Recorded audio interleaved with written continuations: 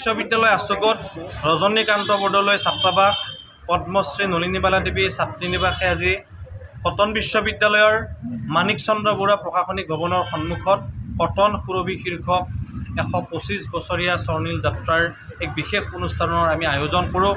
আমাৰ এই অনুষ্ঠানটোত কটন বিশ্ববিদ্যালয়ৰ তথা কটন কলেজৰ প্ৰাক্তন যিসকল বিশিষ্ট ব্যক্তি আছে তাৰ ভিতৰত একাংশই অংশগ্ৰহণ কৰে।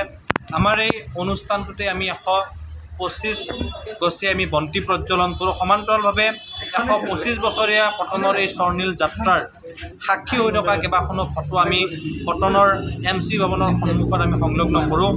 আজিৰ অনুষ্ঠানটোত আমি প্ৰাক্তন পুৰণি আটাইবোৰ কটনীয়ানে একত্ৰিত হৈ কটনৰ MC ভৱনৰ সন্মুখৰ পৰা এটা কথা বাৰ্তা প্ৰেৰণ কৰিব খুজিছোঁ যে আমি আগতে যেনেদৰে একেলগে থাকি আমি কটনৰ হকে অসমৰ হকে কাম কৰিছিলোঁ, মাত মাতিছিলোঁ, আমি আগন্তুক দিনতো একেলগে থাকি কটনৰ হকে অসমৰ হকে মাত মাতি যাম।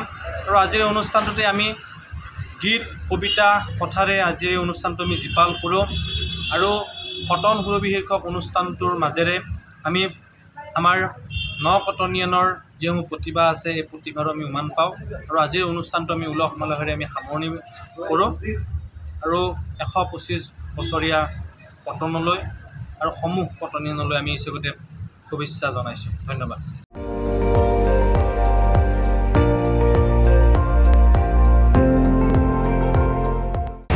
আপুনি চাই আছে ND24, সৰ্বশ্ৰেষ্ঠ নহয় সৰ্বোত্তমৰ দৌৰ।